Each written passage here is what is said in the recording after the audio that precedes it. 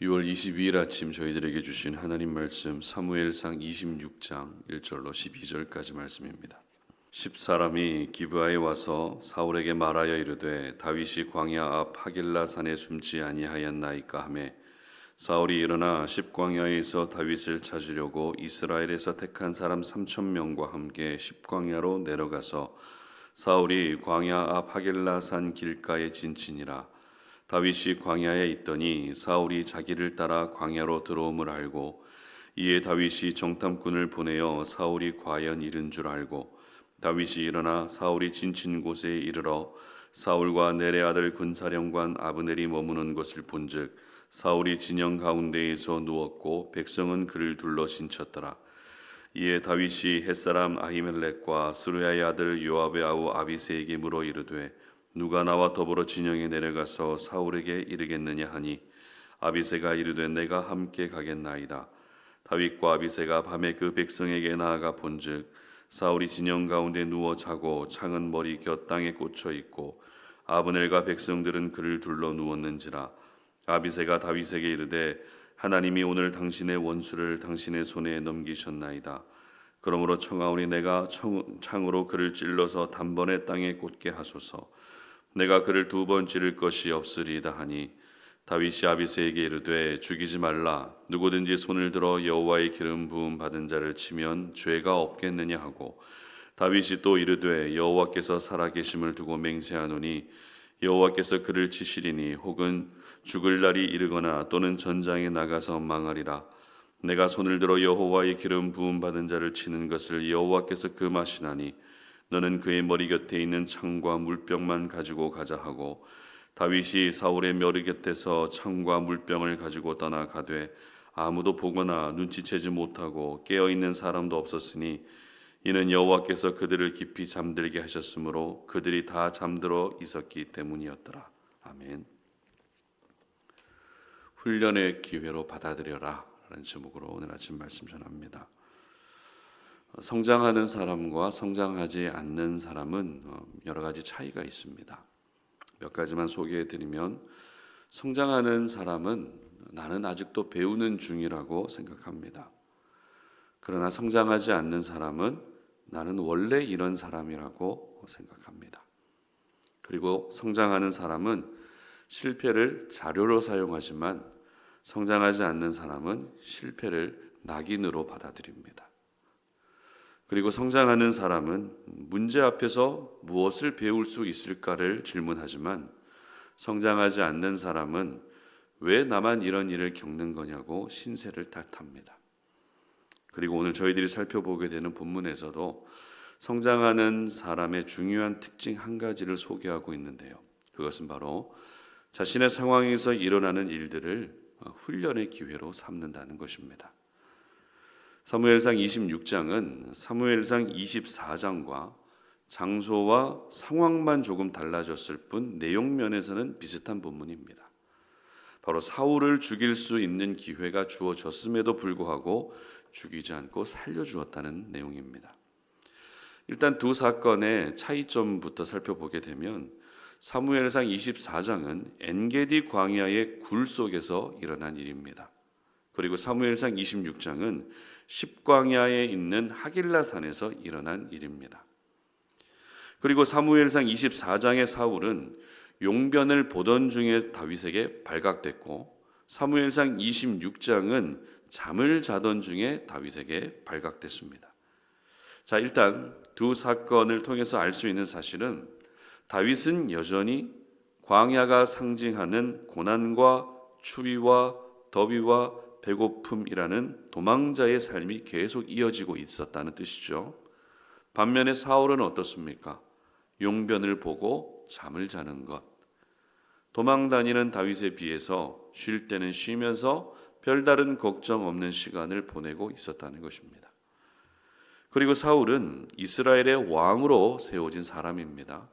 왕은 백성을 돌보고 국정을 운영해야 될 책임이 있는 사람입니다. 그런 사울이 지금 다윗 한 사람을 쫓고 있었다는 것은 왕으로서의 책임을 다하지 않고 있었다라는 것을 우리는 알 수 있습니다. 또한 2절 말씀 함께 보도록 하겠습니다. 사울이 일어나 십광야에서 다윗을 찾으려고 이스라엘에서 택한 사람 3,000명과 함께 십광야로 내려가서, 자, 다윗을 잡기 위해서 지난번처럼 3,000명을 동원했다는 겁니다. 그 중에 어떤 사람이 있었는가 하면 5절 말씀 읽어봅니다. 다윗이 일어나 사울이 진친 곳에 이르러 사울과 넬의 아들 군사령관 아브넬이 머무는 곳을 본즉 사울이 진영 가운데에 누웠고 백성은 그를 둘러 진쳤더라. 자, 군사령관 아브넬까지 있었다는 겁니다. 그러니까 사울은 이스라엘에서 가장 싸움에 능한 사람 아브넬까지 데리고, 그것도 3,000명이나 되는 많은 군인을 사적인 목적으로 동원하고 있었던 것입니다. 지도자로서 공권력을 사적인 일에 사용하는 것은 올바른 지도자의 모습이라 할 수 없겠죠. 사울이 바로 지금 그런 지도자로 변질되고 있었던 것입니다. 하지만 다윗은 비록 도망자라는 힘든 환경이 계속 이어지고 있었지만 하나님 중심과 믿음 중심이 흔들리지 않고 있었는데요.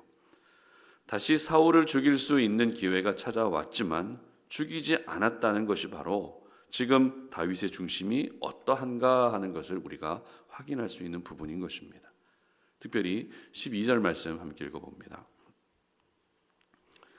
다윗이 사울의 머리 곁에서 창과 물병을 가지고 떠나가되 아무도 보거나 눈치채지 못하고 깨어있는 사람도 없었으니 이는 여호와께서 그들을 깊이 잠들게 하셨으므로 그들이 다 잠들어 있었기 때문이었더라. 자, 이번에는 사울이 자고 있는 사이에 머리맡에 있던 창과 물병만 챙기고 조용히 자리를 떠납니다. 자, 그러나 여러분, 과연 사울이 잠들어 있는 곳까지 다윗이 몰래 내려왔을 때 사람들이 아무도 몰랐다는 것이 가능한 일일까요?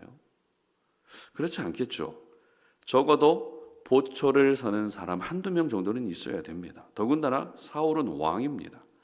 왕 주변에는 불침번으로 돌아가면서 왕을 지키는 사람들이 당연히 있어야 된다는 겁니다.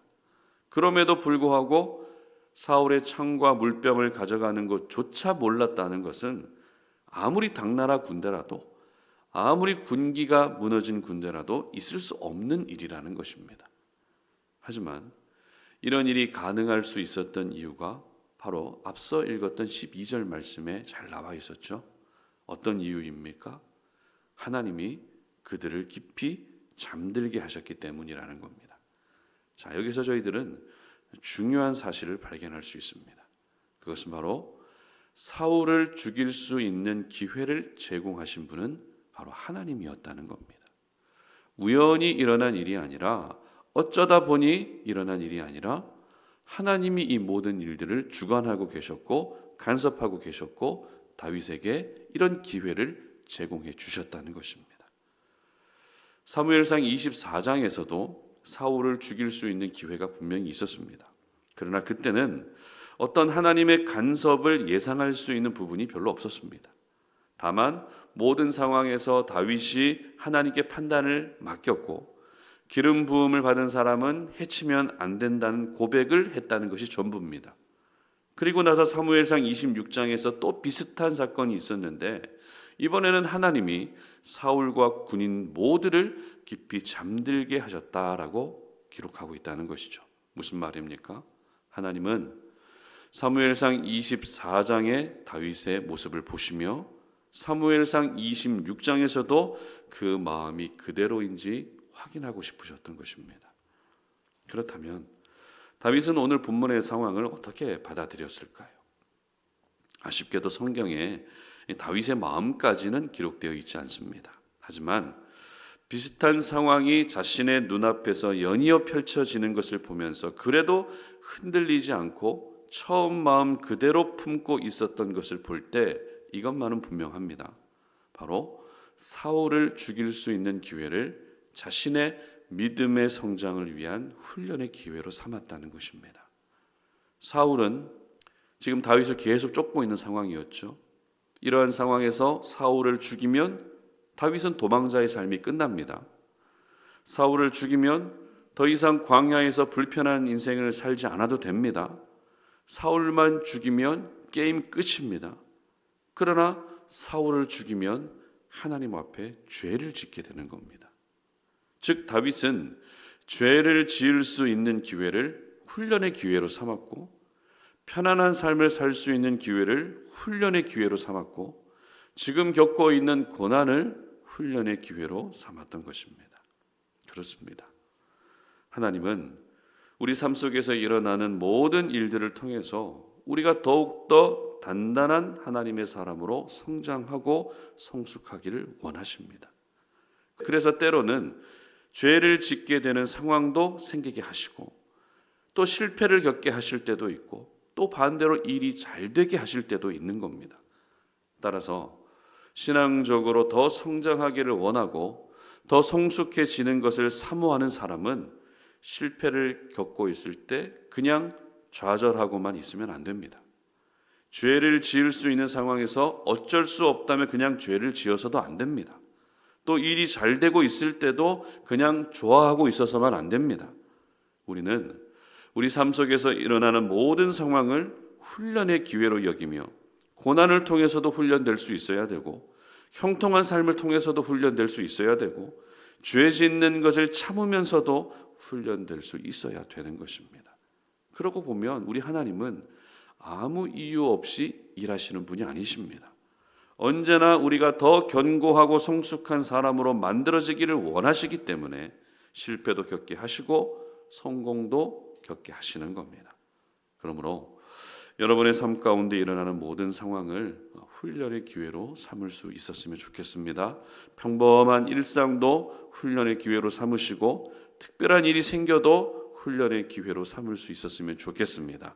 매일 아침에 이 시간에 교회에 와서 새벽 제단을 쌓는 것도 훈련입니다. 직장에서 수고하며 일하는 것도 훈련입니다.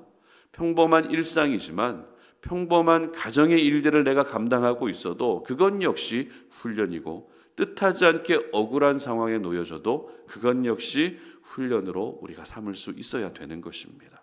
이와 같은 훈련을 통해서 결국 우리는 하나님이 사용하시는 사람으로 단단하게 만들어지게 되는 것입니다. 바라기는 내가 원하는 대로 일이 항상 잘 풀려야 된다, 이것을 목적으로 삼는 것이 아니라 모든 일들을 통해서 내가 훈련되는 것을 목적으로 삼을 수 있었으면 좋겠습니다. 그래서 인생의 훈련의 시간을 통해서 저와 여러분 모두가 더욱더 귀한 하나님의 사람으로 만들어질 수 있으시기를 주님의 이름으로 축복합니다. 함께 기도하겠습니다. 하나님 감사합니다. 오늘 우리가 이 아침에 주님 앞에 나왔습니다. 기도합니다. 하나님의 은혜를 구합니다. 하나님이 오늘도 우리와 함께 해주시기를 원하고, 하나님의 은혜 없이는 살 수 없음을 고백합니다. 우리의 기도를 들으시고 특별히 오늘 우리에게 주신 말씀을 기억하며 우리에게 일어나는 모든 일들을 훈련의 기회로 삼을 수 있는 저희들 되게 하여 주시옵소서. 신세를 탓하지도 않게 하시고 그저 주어진 모든 상황을 믿음으로 받아들이며 그 상황을 통해서 내가 더욱더 하나님의 사람으로 단단해지고 성장하고 성숙해져 갈 수 있는 것을 우리가 귀한 인생의 목적으로 삼을 수 있게 하셔서 우리 모든 송타 노린의 지체들이 살아가는 삶의 현장에서 일어나는 일들을 통해 더욱더 하나님이 원하시고 기뻐하시는 사람으로 빚어질 수 있는 은혜를 허락하여 주시옵소서. 예수님의 이름으로 기도드립니다. 아멘.